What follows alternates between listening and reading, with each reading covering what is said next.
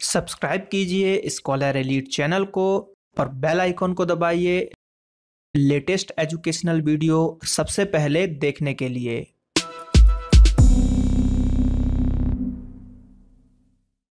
तो फ्रेंड्स, आज यहाँ पर हम बात करेंगे जीएस टेस्ट सीरीज़ का पार्ट 14 यानी कि जनरल साइंस, जिसके अंतर्गत हम पढ़ेंगे फिजिक्स, केमिस्ट्री और लाइफ साइंस। तो ये जो है एएलपी टेक्नीशियन ग्रुप डी और ऑल सभी रेलवे एग्जाम के लिए इंपॉर्टेंट है, चाहे वो आरपीएफ हो, चाहे ग्रुप डी हो, चाहे एएलपी हो। तो चलिए शुरू करते हैं।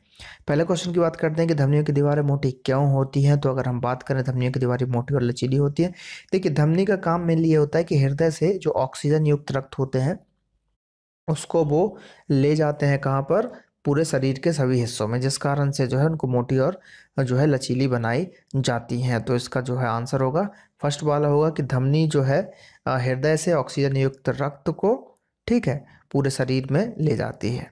अगले प्रश्न की बात करें कि भाई एक गैस है जो कि चूने के पानी से अगर होके जाता है तो चूना का पानी दूधिया हो जाएगा, और अगर उसको हम मेनली प्रकाश संश्लेषण की कच्ची सामग्री के रूप में जानते हैं तो कौन सी गैस है? हाइड्रोजन है, नाइट्रोजन है, या फिर कार्बन डाइऑक्साइड है, क्या है, या फिर ऑक्सीजन है? तो वो है भैया कार्बन डाइऑक्साइड, CO2। अगले प्रश्न की बात करते हैं कि भैया सोडियम हाइड्रोजन कार्बोनेट का जलीय विलयन होता है, यानी कि सोडियम हाइड्रोजन कार्बोनेट का जलीय विलयन कौन सा होता है? तो वो होता है भैया क्षारीय प्रकृति का, यानी कि प्रकृति में कैसा होता है, वो क्षारीय होता है। 1 नैनोसेकंड क्या है? तो भैया 1 नैनोसेकंड 1 सेकंड का अरबवां हिस्सा माना जाता है। अगले क्वेश्चन की बात करते हैं कि एक दर्पण है, ठीक है, मतलब एक व्यक्ति दर्पण के सामने खड़ा होता है तो उसमें अगर उसकी छवि तो सीधी बनेगी, लेकिन वो क्या होगा, जो उसका लेफ्ट है वो राइट हो जाएगा, जो राइट है वो लेफ्ट हो जाएगा। तो ऐसा किस दर्पण में होता है? तो मेनली आप अपने घर में जो दर्पण आप यूज़ करते हो उसमें अगर आप देखोगे तो जो आपका लेफ्ट होगा वो दर्पण में देखोगे सामने तो राइट दिखेगा, और जो राइट है वो लेफ्ट दिखेगा, लेकिन जो छवि है वो सीधी ही दिखाई देती है। तो ऐसा क्या कहाँ होता है? घर वाले मिरर में। घर में हम कौन सा मिरर यूज़ करते हैं? घर में हम प्लेन मिरर यूज़ करते हैं, यानी कि समतल दर्पण। अगले प्रश्न की बात करते हैं कि गर्मी में लोग क्या पहनना पसंद करेंगे। तो देखिए भाई, ऑप्शन जिस हिसाब से हैं तो काले कपड़े तो आप पहनोगे नहीं, डार्क कपड़े ज़्यादा पहनते नहीं, पहनने वाले लोग पहनते हैं लेकिन नहीं पहनना चाहिए क्योंकि गर्मी ज़्यादा लगेगी। मेनली गर्मी में हम यूज़ करते हैं लाइट कपड़े, मेनली वाइट कपड़े ज़्यादा यूज़ किए जाते हैं ताकि गर्मी आपको कम लगे, क्योंकि वो लाइट को रिफ्लेक्ट कर देगी, ऊष्मा के अच्छे अवशोषक भी नहीं होते हैं। तो इसका आंसर हो जाएगा हल्के रंग के कपड़े, क्योंकि वे कम ऊष्मा अवशोषित करते हैं या फिर ऊष्मा के अच्छे अवशोषक नहीं होते हैं। रेशम के कीड़ों का जीवन चक्र क्या होता है?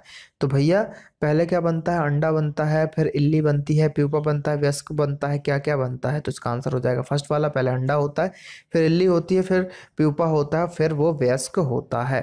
अगले प्रश्न की बात करते हैं। अगला प्रश्न है हमारे पास कि जब एक चालक विलयन में करंट प्रवाहित कराया जाता है, इलेक्ट्रोड पर गैस के बुलबुले बनते हैं, ये क्या दर्शाता है? विद्युत प्रवाह का ताप जो है तापन प्रभाव बताता है, विद्युत जो प्रवाह है उसका चुंबकीय प्रभाव या प्रदीपन प्रभाव या रासायनिक प्रभाव बताता है। तो ये बताता है भैया रासायनिक प्रभाव, यानी कि रासायनिक इफेक्ट बताता है, केमिकल इफेक्ट बताता है। अगला प्रश्न है, जब हम ड्रेसिंग टेबल पर अपने बालों में कंघी करने के लिए रखते हैं तो छवि में हमारा बायां हाथ दायां तरफ दिखता है और दायां हाथ बाएं तरफ। ये प्रक्रिया क्या कहलाती है? निकट दृष्टि दोष, पार्श्व दृष्टि दोष, या फिर दृष्टि निर्बंध, या फिर अगर हम बात करें समंजन, तो ये कहलाता है भैया लेटरल इन्वर्जन। क्या कहलाता है? लेटरल इन्वर्जन, यानी कि पार्श्व परिवर्तन कहलाता है। किसकी सहायता से हम वसा का प्रमुख हिस्सा पच जाता है? पित्तरस, अमाशय रस, हाइड्रोक्लोरिक एसिड, या फिर पेप्सिन? तो पित्तरस जो बाइल जूस होता है उसकी सहायता से मेनली बहुत सारे जो है वसा पच जाते हैं। अगला प्रश्न है कि लाल रुधिर कोशिकाओं में लाल रंग का वर्णक पाया जाता है, क्या कहलाता है? तो लाल रंग का जो वर्णक पाया जाता है उसको हम हीमोग्लोबिन के नाम से जानते हैं, और क्लोरोफिल इसमें आपको दिख रहा होगा, क्लोरोफिल जो है पेड़ पौधों में पाया जाता है, प्लाज्मा जो है ब्लड में ही पाया जाता है। तो इसका आंसर हो जाएगा हीमोग्लोबिन, और मेनली हीमोग्लोबिन में भी हीम के कारण जो है लाल जो है कलर पाया जाता है। बढ़ते हुए पौधे के लिए सबसे अच्छी मिट्टी कौन सी होती है? तो ये सबसे अच्छी मिट्टी होती है दोमट मिट्टी। कौन सी होती है? दोमट मिट्टी। तो निम्नलिखित तरंगों में से एक को संचरण के लिए किसी भी माध्यम की आवश्यकता नहीं है। ये तरंग क्या है? ध्वनि तरंगे हैं, समुद्र तरंग है, भूकंपी तरंग है, प्रकाश तरंग है, कौन से तरंग है? तो ये है प्रकाश तरंग। प्रकाश तरंग है, ठीक है। तो निम्नलिखित तरंगों में से अगर हम बात करें क्वेश्चन की तो आंसर हो जाएगा प्रकाश तरंग। अगले प्रश्न की बात करते हैं कि खरपतवार की वनस्पतिक वृद्धि के दौरान छंटाई करना सबसे सही रहता है जब फूल और बीज निर्माण से पहले हो या फिर फूल और बीज निर्माण के बाद हो, क्या हो? तो अगर इसके आंसर की बात करें तो आंसर है फूल और बीज निर्माण से पहले। अनुकूल परिस्थितियों के तहत अमीबा, ठीक है, किसकी वजह से अलैंगिक पुनरुत्पादन करता है? तो ये करता है भैया द्विलिंगी विखंडन के कारण, बाइनरी जो फिजन होता है उसके कारण ये यहाँ पर होता है। अगले प्रश्न की बात करें कि तार में धारा प्रवाहित करने पर उत्पन्न ऊष्मा की मात्रा इस पर निर्भर करती है। तार में धारा प्रवाहित करने पर ऊष्मा की मात्रा किस पर? उसकी लंबाई पर, उसकी मोटाई पर, उसकी लंबाई मोटाई दोनों पर, या फिर उसकी लंबाई, धातु की प्रकृति और मोटाई पर।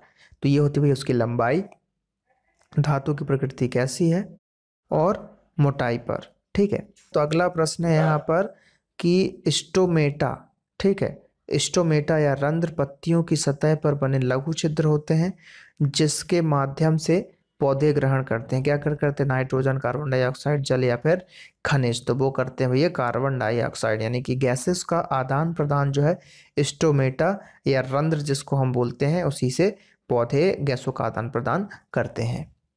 अगला प्रश्न है फ्यूज के कार्य करने का सिद्धांत है वह गर्म नहीं होता है या फिर बहुत जल्दी गर्म हो जाता है, पिघल जाता है, आग लगने की स्थिति में सर्किट को कभी नहीं तोड़ता, या फिर गर्म हो जाता है परंतु पिघलता नहीं है। तो ये गर्म भी होता है और पिघल भी जाता है। तो इसका आंसर क्या हो जाएगा? बहुत जल्दी गर्म हो जाता है और पिघल जाता है। मेढकों में कायंत्रण के लिए जिम्मेदार हार्मोन कौन सा होता है? तो वो होता है थायरॉक्सिन। कौन सा होता है? थायरॉक्सिन होता है। मेढक में कायंत्रण के लिए जिम्मेदार हार्मोन जो होता है वो होता है थायरॉक्सिन। अगले प्रश्न की बात करते हैं। अगला प्रश्न है कि कोयले से प्राप्त एक उत्पाद जिसका उपयोग पेंट, विस्फोटक और प्लास्टिक के निर्माण में शुरुआती सामग्री के रूप में किया जाता है, चारकोल, कोल गैस या फिर तारकोल। तो वो होता है तारकोल, ठीक है, तारकोल का यूज किया जाता है। अगला प्रश्न है कि बावरी इकट्ठा एक पारंपरिक तरीका, मतलब बावरी जो है किस चीज के इकट्ठा करने के लिए एक पारंपरिक तरीका होता है? तो ये भैया जल को जो है मेनली हम इकट्ठा करने का पारंपरिक तरीका है।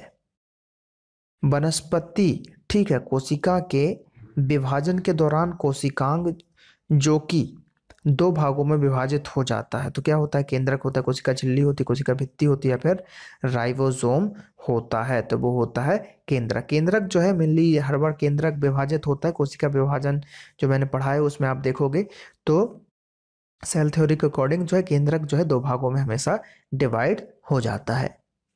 ओजोन क्षेत्र किसी अधिकता के परिमाण, ठीक है, जो परिणाम है उससे हुआ है। तो कोयले के दहन से, स्वचालित वाहनों द्वारा प्रदूषण से, या फिर सीएफसी के उपयोग से, या फिर पटाखों से। तो मेनली जो है सीएफसी, क्लोरोफ्लोरोकार्बन के यूज से जो है इसके छिद्र की अधिकता हुई है और ओजोन नष्ट हो रही है। पौधे द्वारा संश्लेषित भोजन निम्न रूप से संचित रहता है, मंड में, चीनी में, प्रोटीन या फिर जल यानी कि स्टार्च। तो मेनली इसका आंसर होगा स्टार्च के रूप में भोजन जो है यहाँ पर संचित रहता है। अगला प्रश्न है पत्तियों में स्टोमेटा छिद्र होते हैं जो द्वार कोशिका से घिरे रहते हैं, वे निम्न कार्य करते हैं। गैसों का विनिमय, तो मेनली आंसर यही है इसका, गैसों का विनिमय भी करते हैं, प्रकाश संश्लेषण में भी। देखिए अब इसमें उपरोक्त तो सभी इसलिए लिया गया है, मेनली तो इनका काम होता है गैसों का विनिमय, अब लेकिन इन्हें प्रकाश संश्लेषण ले लिया और बाष्पोत्सर्जन भी लिया। तो देखिए बाष्पोत्सर्जन में क्या हो रहा है? गैसेस निकल रही हैं। प्रकाश संश्लेषण क्रिया में क्या हो रहा है कि भाई पौधे जो है क्या कर रहे हैं? वो छिद्र से गैस को अंदर ले रहे हैं। तो मेनली काम क्या हुआ? गैसों का विनिमय हुआ, लेकिन यहाँ पर सभी एक दूसरे से रिलेटेड है, इसलिए इसका आंसर हो जाएगा उपरोक्त सभी। तो यहाँ पर क्वेश्चन समाप्त होते हैं। यहाँ पर लगभग 25 क्वेश्चंस को हमने डिस्कस किया है पार्ट 14 में। जल्द ही आपको पार्ट 15 मिलेगा। अगर वीडियो अच्छा लगा तो लाइक कीजिए, कमेंट कीजिए और कमेंट करके ये बताइए कि ये सीरीज़ कंटिन्यू रखनी है या नहीं रखनी है, क्योंकि बीच में मैंने इसको स्टॉप कर दिया था। और ये बाईलैंग्वेज है, क्योंकि अभी मैं इंग्लिश में डाल रहा था तो कई लोग कमेंट कर रहे थे सर हिंदी में भी डालिए, तो ये हिंदी इंग्लिश दोनों में है। तो अगर आपको अच्छा लग रहा है तो कमेंट करके बताइए और लाइक ज़रूर कीजिए। चलिए मिलते हैं अगले वीडियो में। Thank you. जय हिंद, जय भारत।